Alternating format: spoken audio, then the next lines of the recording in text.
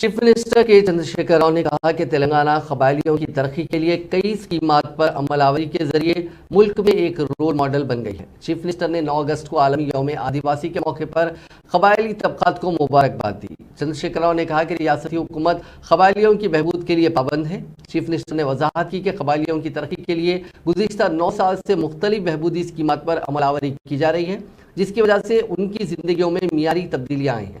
انہوں نے دعویٰ کیا کہ حکومت نے نامور قبائلی جہدکار کمرم بھیم کی خواہشات کی تکمیل کی ہے، جو پانی، جنگل اور زمین کے نعرے کے ساتھ جدوجہد کیا کرتے تھے۔ حکومت نے پانی کے نعرے کو حقیقت میں تبدیل کرتے ہوئے دور دراز کی گند آبادیوں تک پینے کا پانی سربراہ کیا اور مشن بھاگیرتا کے ذریعے دوسرے قبائلی تانڑوں کو بھی صاف پینے کا پانی سربراہ کیا جا رہا ہے۔ قبائلی آبادیوں کو کالیشورم مشن کاکتیہ سے آب پاشی کی ضروریات کے لیے پانی کی سربراہی عمل میں لائی جا رہی ہے اور مفت برقی کی سربراہی بھی ہوگی۔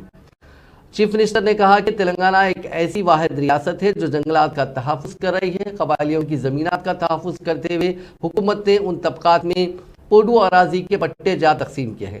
تلنگانہ ملک میں ایسی تیسری ریاست ہے جس نے 1.5 لاکھ قبائلیوں کو 4 لاکھ ایکڑ پوڈو اراضیات تقسیم کی۔ علاوہ ازیں ریتو بندھو اور ریتو بیمہ اسکیمات کے ذریعے بھی قبائلی کسانوں کی مدد کی جا رہی ہے۔